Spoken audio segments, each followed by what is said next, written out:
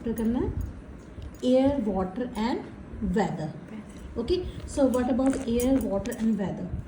ਅਸੀਂ ਅੱਜ ਕੀ ਸਟੱਡੀ ਕਰਾਂਗੇ एयर वाटर एंड वेदर। ਹਾਂ 에ਅਰ ਕੀ ਹੁੰਦੀ ਹੈ हवा। हवा। So has it ever happened with you that you were out on a sunny day and suddenly it started raining? ਹੋਇਆ ਕਦੀ ਵੀ ਤੁਸੀਂ ਬਾਹਰ ਸੀਗੇ ਤੇ ਕੀ ਹੋਇਆ ਸਨੀ ਡੇ 'ਚ ਬਾਹਰ ਤੇ ਅਚਾਨਕ ਕੀ ਹੋ ਗਿਆ ਮੀਂਹ ਪੈਣਾ ਸ਼ੁਰੂ ਹੋ ਗਿਆ ਅਚਾਨਕ ਰੇਨਿੰਗ ਸ਼ੁਰੂ ਹੋ ਗਈ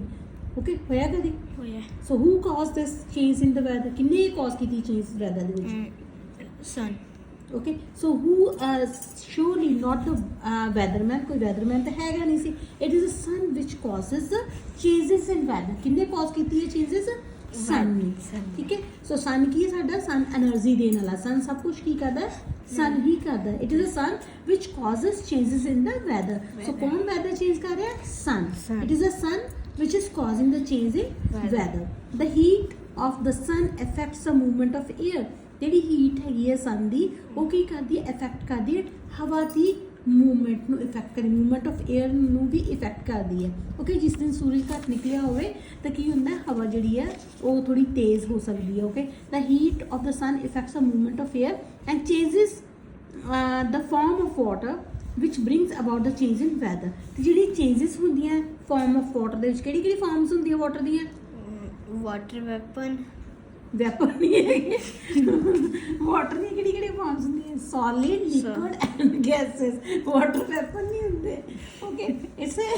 ਸੋਲਿਡ ਲਿਕੁਇਡ ਐਂਡ मैं कट कर दूंगी। Gases the heat of the sun ਕੀ ਕਿਸ ਚੀਜ਼ ਨੂੰ ਇਫੈਕਟ ਕਰਦੀ heat of the sun effects the movement of air heat ਜਿਹੜੀ ਹੈ ਸਨ ਦੀ ਹਵਾ ਦੀ ਮੂਵਮੈਂਟ ਨੂੰ ਵੀ ਇਫੈਕਟ ਕਰਦੀ ਹੈ ਤੇ changes the form of water water the farm ਨੂੰ ਵੀ ਚੇਂਜ ਕਰਦੀ ਕਿਵੇਂ ਵਾਟਰ ਦੀ ਫਾਰਮਸ ਕਿਹੜੀ ਹੁੰਦੀ ਤਿੰਨ form solid liquid and gases ਤੂੰ ਦੇਖਿਆ ਆਈਸ ਹੁੰਦੀ ਹੈ ਤਾਂ ਕੈਨੇਡਾ 'ਚ ਆਈਸ ਕਿਉਂ ਸਨੋ ਕਿਉਂ ਪੈਂਦੀ ਹੈਗੀ ਹੈ क्योंकि मैम जब मींह जो उत्थे कूल बहुत टेंपरेचर ਹੁੰਦਾ ਹੈ ਜਦੋਂ ਵੱਧ ਰੇਨ ਆਉਂਦੀ ਹੁੰਦੀ ਹੈ ਫਿਰ ਉੱਥੇ ਸਨੋ ਗਿਰ ਜਾਂਦੀ ਹੈ। ਹਾਂ ਕਿਉਂਕਿ ਉੱਥੇ ਟੈਂਪਰੇਚਰ ਬਹੁਤ ਲੋ ਹੁੰਦਾ ਹੈ ਸੋ ਬਰਫ਼ ਵੀ ਕਦੋਂ ਜਾਂਦੀ ਹੈ ਆਪਣੇ ਫ੍ਰਿਜ ਦੇ ਵਿੱਚ ਜਦੋਂ ਟੈਂਪਰੇਚਰ ਬਹੁਤ ਲੋ ਹੁੰਦਾ ਫ੍ਰਿਜ ਦੇ ਵਿੱਚ ਟੈਂਪਰੇਚਰ ਜ਼ਿਆਦਾ ਲੋ ਹੋਣ ਕਰਕੇ ਬਰਫ਼ ਜਾਂਦੀ so that is a one form of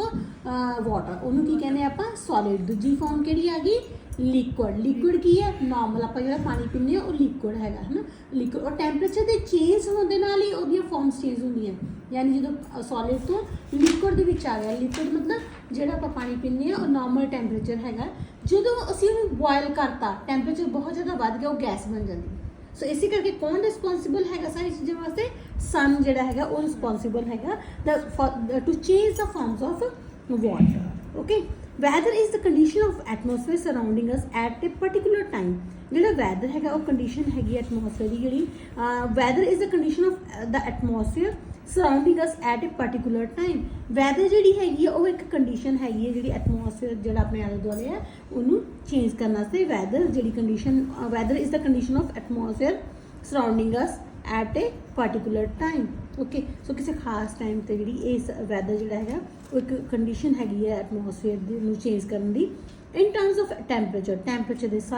in terms ਦੇ ਵਿੱਚ ਐਟਮੋਸਫੇਅਰ ਦੀ ਪ੍ਰੈਸ਼ਰ ਦੀ ਟਰਮਸ ਦੇ ਵਿੱਚ ਵਿੰਡ ਦੀ ਫਾਰਮ ਦੇ ਵਿੱਚ ਮੋਇਸਚਰ ਦੇ ਫਾਰਮ ਦੇ ਵਿੱਚ ਓਕੇ ਸੋ ਇਹ ਸਾਰਾ ਕੁਝ ਹੁੰਦਾ ਹੈ the weather can be hot cold windy or dry or humid water can ਜਿਹੜੇ ਵੈਦਰ ਕਿਸ ਤਰ੍ਹਾਂ ਦਾ ਹੋ ਸਕਦਾ ਹੈ ਗਰਮ ਵੀ ਹੋ ਸਕਦਾ ਹੈ ਜਦੋਂ ਟੈਂਪਰੇਚਰ ਜ਼ਿਆਦਾ ਸਨ ਗਰਮੀਆਂ 'ਚ ਆਪਾਂ ਨੂੰ ਬਹੁਤ ਗਰਮੀ ਲੱਗਦੀ ਹੈ ਕਿਉਂਕਿ ਸਨ ਕੀ ਹੁੰਦਾ ਬਹੁਤ ਉਦੋਂ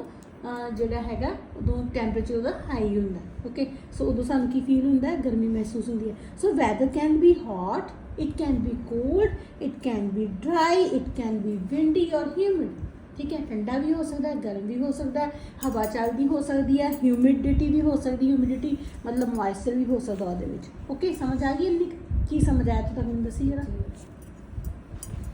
ਕੀ ਪੜ੍ਹਿਆ ਆਪਾਂ ਨੇ ਇੱਥੋਂ ਤੱਕ ਕੀ ਪੜ੍ਹਿਆ ਸੀ ਆਪਾਂ ਨੇ the sun causes changes in weather ਕਿਹੜਾ ਰਿਸਪੌਂਸਿਬਲ ਸੀਗਾ ਸਾਰਾ ਵੈਦਰ ਨੂੰ ਚੇਂਜ ਕਰਨ ਵਾਸਤੇ who is responsible for the changing of weather sun okay sun ਦੇ ਨਾਲ ਵਾਟਰ ਦੇ ਵਿੱਚ ਕੀ ਚੇਂਜ ਆਉਂਦੀਆਂ ਹੈਗੀਆਂ ਸਨ ਦੇ ਨਾਲ ਵਾਟਰ ਦੇ ਵਿੱਚ ਕੀ ਚੇਂਜ ਆਉਂਦੀਆਂ ਜੇ ਟੈਂਪਰੇਚਰ ਵੱਧਦਾ ਘਟਦਾ ਤੇ ਪਾਣੀ ਕੀ ਬਣ ਜਾਂਦਾ ਪਾਣੀ ਦੀ ਕਿਹੜੀ ਫਾਰਮ ਆ ਜਾਂਦੀ ਹੈ ਟੈਂਪਰੇਚਰ ਘਟ ਗਿਆ ਤੇ ਲਿਕੁਇਡ ਫਾਰਮ ਨਹੀਂ ਜੀ ਬਿਲਕੁਲ ਹੋਰ ਘੱਟ ਟੈਂਪਰੇਚਰ ਹੋ ਗਿਆ ਬਿਲਕੁਲ ਸਨੋ ਬਣ ਜਾਂਦੀ ਹੈ ਹੈ ਨਾ ਜੇ ਫ੍ਰਿਜ 'ਚ ਪਾਣੀ ਜੰਮਦਾ ਬਰਫ਼ ਬਣਦੀ ਹੈ ਤਾਂ ਕਾਹਦਾ ਕਰਕੇ ਬਣਦੀ ਕਿਉਂਕਿ ਉੱਥੇ ਟੈਂਪਰੇਚਰ ਲੋ ਹੁੰਦਾ okay so sun causes changes in weather sun ਕੀ ਕਾਜ਼ ਕਰਦਾ ਵੈਦਰ ਦੇ ਵਿੱਚ ਚੇਂਜਸ ਲਿਆਉਂਦਾ ਹੈਗਾ the weather changes from season to season, ਆਪਾਂ ਨੂੰ ਪਤਾ ਹੈ ਠੀਕ ਹੈ, season to season weather change ਹੁੰਦਾ। ਹੁਣ ਜਿਵੇਂ ਵਿੰਟਰ ਹੋਣ ਵਾਲੀ ਹੈ Winter ਓਕੇ, ਹੋਣ ਤੇ ਤੂੰ ਜੈਕਟ ਪਾਣੀ ਸ਼ੁਰੂ ਕਰਤੀ ਹੈ ਕਿਉਂਕਿ ਠੰਡ ਹੋਣੀ ਸ਼ੁਰੂ ਹੋ ਗਈ, ਹਲਕੀ ਹਲਕੀ ਜੀ ਠੰਡ ਹੋਣੀ ਸ਼ੁਰੂ ਹੋ ਗਈ ਹੈ। ਸੋ ਇਸ ਕਰਕੇ ਜਿਹੜਾ ਟੈਂਪਰੇਚਰ ਚੇਂਜ ਹੋ ਗਿਆ। ਸੋ ਟੈਂਪਰੇਚਰ ਹਲਕਾ ਹਲਕਾ ਚੇਂਜ ਹੋ, ਦਸੰਬਰ ਦੇ ਵਿੱਚ ਬਹੁਤ ਠੰਡ ਹੋ ਜਾਏਗੀ। In countries like India winter summer and rainy season are the 3 main seasons. India 'ਚ ਕਿਸ ਤਰ੍ਹਾਂ ਦੇ 3 ਸੀਜ਼ਨ ਹੁੰਦੇ, ਕਿਹੜੇ ਕਿਹੜੇ ਹੁੰਦੇ ਆ? Winter, summer and rainy okay, winter summer and rainy 3 seasons ਹੋ ਗਏ। ਵਟ ਹੈਪਨ ਇੰਡੀਆ 'ਚ ਕਿਹੜੇ ਕਿਹੜੇ ਸੀਜ਼ਨਸ ਹੈਗੇ ਆ? ਸਮਰ ਕਿੰਨੇ? विंटर सीजन,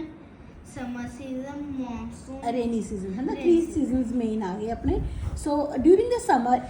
ਸਮਰ ਦੇ ਵਿੱਚ ਕੀ ਹੋਗਾ? It is dry and hot in most of the parts of the India okay.